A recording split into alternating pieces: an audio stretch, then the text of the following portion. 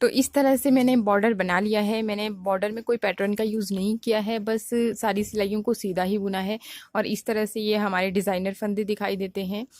तो अब इसके बाद मैंने बॉर्डर में कोई भी फंदे नहीं बढ़ाए हैं, इसके बाद ही अब फंदों को बढ़ाना मैं शुरू करूँगी। तो अब हमें किस तरह से फंदों को बढ़ाना है वो मैं बताती हूँ। तो अब यहीं से मैं अपना पैटर्न भी स्टार्ट कर दूँगी।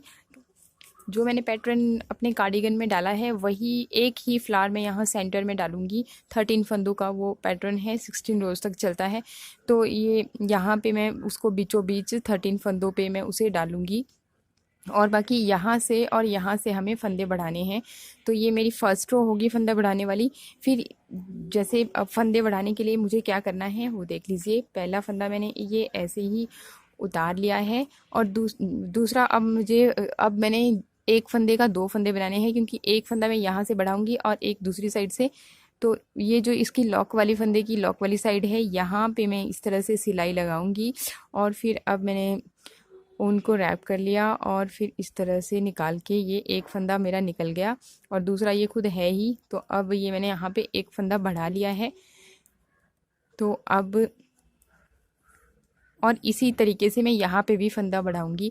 मैं सिर्फ एक ही रो में दोनों फंदों को बढ़ा लेती हूँ। फिर इसके बाद 3 रोज़ मेरी जैसी पैटर्न्स में होंगी उल्टी उल्टी सीधी सीधी वैसे ही चलेंगी। फिर जब 3 रोज़ बुनने के बाद फिर से जब ये सीधी वाली रो आएगी तो फिर से मुझे इसी तरह से फंदे बढ़ाने हैं, एक यहाँ से और एक यहाँ से।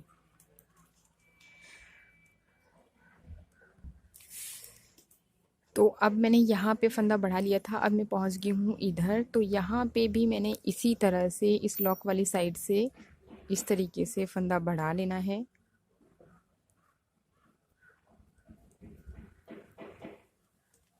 फिर अब 3 रोज़ बुनने के बाद जब फिर से ये सीधी वाली रो आएगी तब आपको फिर से इसी तरह से 2 फंदे बढ़ाने हैं।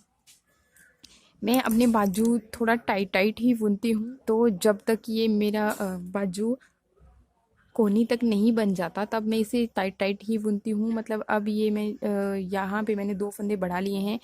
नेक्स्ट जब मेरी ये 3 रोज़ बुनने के बाद 4th रो आएगी उसमें मैं फिर से 2 फंदे बढ़ा दूँगी। उसके बाद मैं थोड़ा सा इसको बुन आप रेगुलरली बढ़ा सकते हो अगर पर मुझे थोड़ा सा टाइट टाइट बाजू पसंद है, इसलिए मैं जब तक मैं कोहनी तक नहीं पहुंचती तब तक ज़्यादा फंदे नहीं बढ़ाती हूँ। फिर जब कोहनी से ऊपर जब बाजू स्टार्ट होते हैं तब ही मैं ज़्यादा फंदों को बढ़ाना शुरू करती हूँ।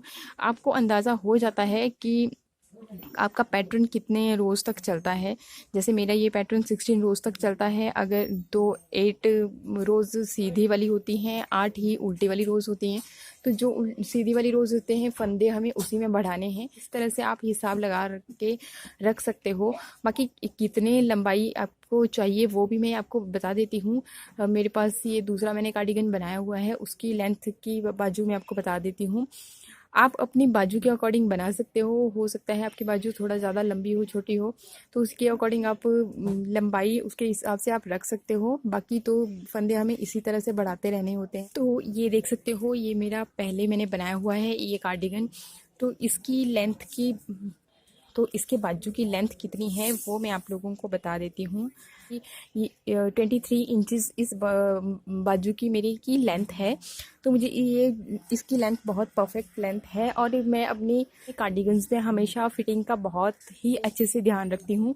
यहाँ पे भी आप देख सकते हो कि मैंने यहाँ स्टार्टिंग में ज़्यादा फंदों को नहीं बढ़ाया है, लगभग इतना सा सिर्फ 4 ही फंदे बढ़ाने के बाद फिर इसके बाद ही मैंने फंदों को रेगुलरली बढ़ाना शुरू किया। फिर आप यहाँ पे देखिए, फिर ये देख सकते हो आप